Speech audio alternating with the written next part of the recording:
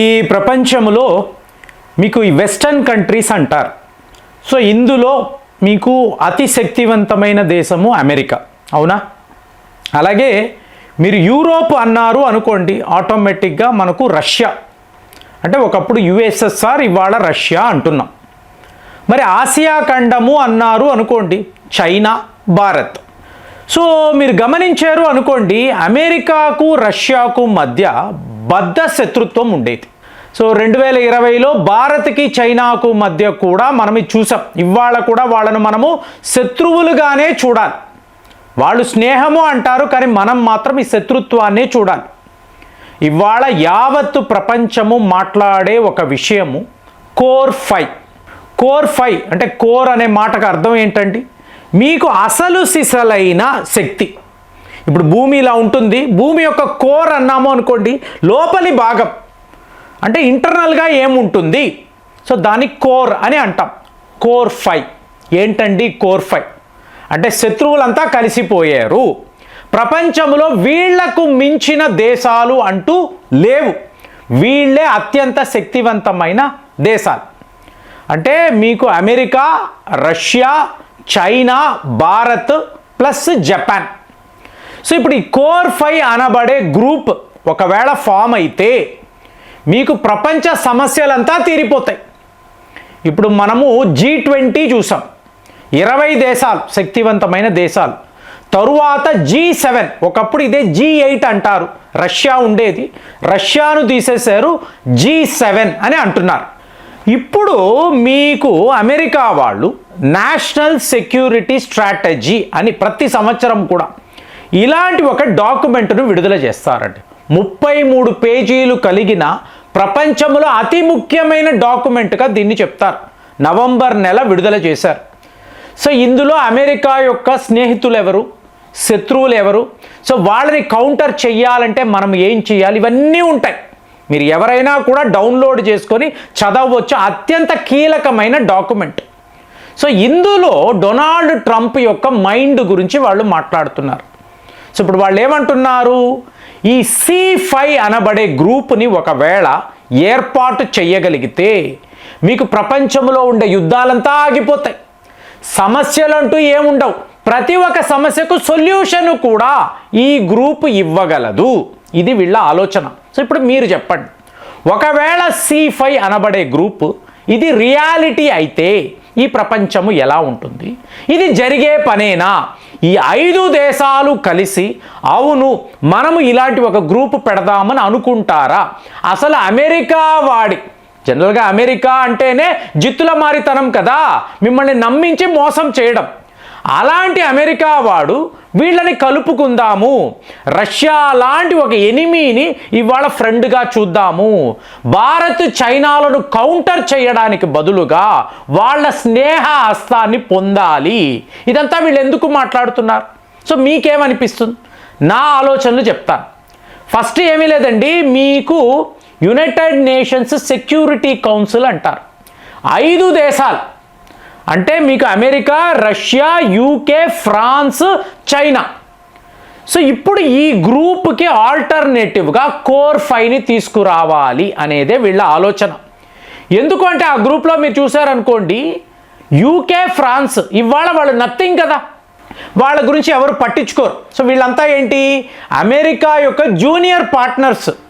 ఎప్పుడూ కూడా అమెరికా వద్ద వ్యాపారము పేరు మీద అప్పులు తెచ్చుకోవడము, ఆయుధాలు తెచ్చుకోవడము, చెట్టు పేరు చెప్పుకొని కాయలు అమ్ముకోవడం, ఇది వీళ్ళు చేస్తారు. కాబట్టి ఈ వీక్, ఈ బలహీనమైన దేశాలు మనతో ఉండకూడదు. ఇది అమెరికా వాడి ఆలోచన. ఇంకా ట్రంప్ని చెప్పాలంటే అమెరికాలో పేదవాళ్ళు అంటూ నాకు కనిపించకూడదు. ఉంటారు కదండి, ప్రతి దేశంలో పేదవాళ్ళు ఉంటారు. నాకు మాత్రం అంటే వాషింగ్టన్లో చుట్టుపక్కల ఏమైనా స్లమ్ ఏరియాస్ ఉంటే ఇమీడియట్గా వెకేట్ చేయండి. ఎవడూ నాకు కనిపించకూడదు. Power attracts power. Rich man ఎప్పుడూ కూడా ధనవంతుడితోనే స్నేహము చేస్తాడు, పేదవాళ్ళని ఇష్టపడడు. చెప్తాడు మీకు సామాజిక న్యాయము, social responsibility, social equality, communist భావాలు అందరూ మాట్లాడతారు. కానీ డబ్బున్నవాడు డబ్బున్నవాడితోనే స్నేహము చేస్తాడు. దీనిని ఎప్పుడు ఎవరు మార్చలేరు. కాబట్టి మీకు అమెరికా ఒక శక్తివంతమైన దేశము అన్నప్పుడు ఒక రష్యా, భారత్, చైనా, జపాన్ లాంటి దేశాలతోనే కలవాలి. ఈ యూకే, మీకు ఈ ఫ్రాన్స్ లాంటి దేశాలు అక్కర్లేదు, మాకు వద్దనే వద్దు. కాబట్టి కోర్ 5ని మనము ఎస్టాబ్లిష్ చేయాలి. ఇది చేయడం వల్ల ఏమవుతుంది? సెక్యూరిటీ స్ట్రాటజీ అంటే రష్యా వైపు నుంచి అమెరికాకు ఎప్పుడూ కూడా ఎటువంటి ప్రమాదము ఉండదు.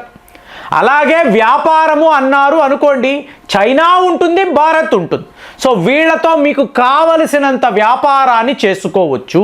అలాగే జూనియర్ పార్ట్నర్గా జపాన్ని పెట్టుకుంటే, సో జపాన్ నుంచి మీకు ఎలాంటి ప్రొడక్షన్, ముఖ్యంగా ఆటోమొబైల్ ఇండస్ట్రీ అన్నప్పుడు జపాన్ వాళ్ళు పైనీర్స్ కదా. సో ఆ దేశాన్ని కూడా కలుపుకోవాలంటే ఏమైంది? ఇక్కడ వెస్టర్న్ కంట్రీలో అమెరికా ఉంటుంది, అలాగే మీకు యూరోప్ అన్నప్పుడు రష్యా ఉంటుంది, ఆసియా ఖండంలో అతి ముఖ్యమైన 3 దేశాలు వీళ్ళు కలిసిపోతారు. ఈ చిన్న చితకా దేశాలు వీళ్ళతో నాకు ఎటువంటి కనెక్షన్ వద్దు అని చెప్పి ట్రంప్ క్లియర్గా చెప్తున్నాడు. సో ఇప్పుడు మీరు చూసారనుకోండి, ఇమీడియట్గా అంటే ఈ ప్లాన్ ఎంత గొప్పగా ఉందంటే బ్రిక్స్ అనబడే గ్రూప్ కనిపించదు, షాంఘాయ్ కోఆపరేషన్ ఆర్గనైజేషన్ డిసపియర్ అయిపోతుంది, క్వాడ్ అని అన్నారు, చైనాకు వ్యతిరేకంగా మీకు అమెరికా, భారత్, జపాన్, ఆస్ట్రేలియా వీళ్ళు కదా గ్రూప్. సో ఆ గ్రూప్ మీకు డిసపియర్ అయిపోతుంది. ఇలా మీరు చూసుకున్నారనుకోండి, all advantage to America. So ఎటు చూసుకున్నా మీకు ఎటువంటి సమస్యలు లేకుండా అమెరికా వాడి జీవితం హ్యాపీగా ఉంటుంది. వీళ్ళందరితో ఫ్రెండ్షిప్ చేసుకోవడమే మంచిది, వీళ్ళతో శత్రుత్వం ఉండకూడదు. సో ఇదంతా మీరు ఆలోచించారనుకోండి, మరి భారత్పై ఎందుకురా 50% టారిఫ్ విధించావు? ఇమీడియట్గా తీసేస్తాము కదా, ఇలా మాట్లాడతాడు. మీరు ఆ డాక్యుమెంట్లో ఒక కీలకమైన లైన్ని చూడాలి. భారత్ మాకు చాలా చాలా ఇంపార్టెంట్ ఏలి అగైనెస్ట్ చైనా. చైనాను ఎదిరించాలి అంటే భారత్తో మాకు ఫ్రెండ్షిప్ కావాలి, వాళ్ళతో మాకు వ్యాపారము కావాలి. అంటే చైనాను ఎదిరించడానికి మాత్రమే భారత్ ఉపయోగపడుతుంది. అదర్వైజ్ మేమే భారత్కి యూస్ఫుల్గా ఉన్నాము, మాదే ట్రేడ్ డెఫిషియన్సీ ఉంది, వాళ్ళు మాతో ఎక్కువ వ్యాపారము చేస్తున్నారు. ఇది వీడి ఆలోచన. సో ఇప్పుడు మీరు చెప్పాలి, ఒకవేళ ఈ కోర్ 5 C5 అనేది రియాలిటీ అయ్యింది అనుకోండి, అసలు అవుతుంది అని మీరు భావిస్తున్నారా? ఇప్పుడు నన్ను అడిగారు అనుకోండి, ఛాన్సే లేదు అంటాను.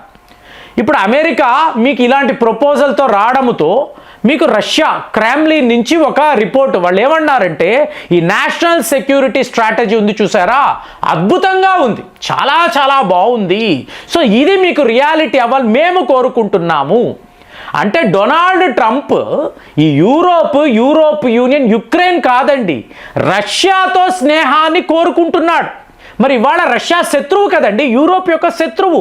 అలాంటి ఒక ఎనిమీని మా ఫ్రెండ్ అని అమెరికా ఎలా అంటుందంటే, మీరందరూ బలహీనమైన వాళ్ళు, ఎటువంటి సత్తా లేని వాళ్ళు, మీకు వ్యాపారము లేదు, ప్రొడక్షన్ లేదు, మీకు ఫ్యాక్టరీలు ఏమీ లేవు, మీరు ఎదుటి వాళ్ళ సొమ్ములు పెట్టుకొని బతికిన వాళ్ళు, అలాంటిది మీతో నాకు ఫ్రెండ్షిప్ ఏంటి? నో. సో ఇది అమెరికా వాడు చెప్తారు. అదే భారత్ను చూడండి, ప్రొడక్షన్లో చైనాకు పోటీగా నిలబడుతున్నారు, ఛాలెంజ్ చేస్తున్నారు. అలాంటి దేశాలతో కలిస్తే మాకు ఉపయోగం. సో జపాన్ ఇది ఎప్పటి నుంచో చేస్తున్నారు కదా, టాప్ 5 ఎకానమీలో జపాన్ కూడా ఉంది కదా. సో మేము కలిసిపోతాము అంటే వరల్డ్లో టాప్ 5 ఎకానమీ అన్నప్పుడు మీకు అక్కడ అమెరికా ఉంది, చైనా ఉంది, జపాన్ ఉంది, భారత్ కూడా ఉంది కదా. అలాగే టెక్నాలజీ, ఆయుధాలు అన్నప్పుడు రష్యా వాళ్ళు ఉన్నారు కదా. సో టోటల్గా అది ఒక మిడిల్ ఈస్ట్ అనండి, లేదా మీకు చైనా తైవాన్ యుద్ధము, చైనా జపాన్ యుద్ధం, దేన్నైనా తీసుకోండి, మనము చాలా ఈజీగా ఈ ప్రాబ్లమ్స్ని సాల్వ్ చేయొచ్చు. కాబట్టి మనము కలిసిపోదాము. బద్ధ శత్రువులుగా ఉన్న మనము ఇవాళ కలిసేమో అనుకోండి, ప్రపంచము సుఖశాంతులతో ఎటువంటి యుద్ధాలు లేకుండా మంచి రెవెన్యూస్, మంచి జీడిపిని సాధించి ఈ ప్రపంచ పాలకులుగా మనము 5గురము ఉందాము అని చెప్పి అమెరికా వాడు ఇంత పెద్ద ప్రపోజల్తో వచ్చాడు అనుకోండి. ఇది జరుగుతుంది అని మీకు అనిపిస్తుందా? లేదండి ఇది జరగడం ఇంపాసిబుల్ అని చెప్పి మీరు ఆలోచిస్తున్నారా? మీరేమనుకుంటున్నారు? కామెంట్స్లో రాయండి. మళ్ళీ వచ్చే వీడియోలో కలుద్దాం. జై హింద్.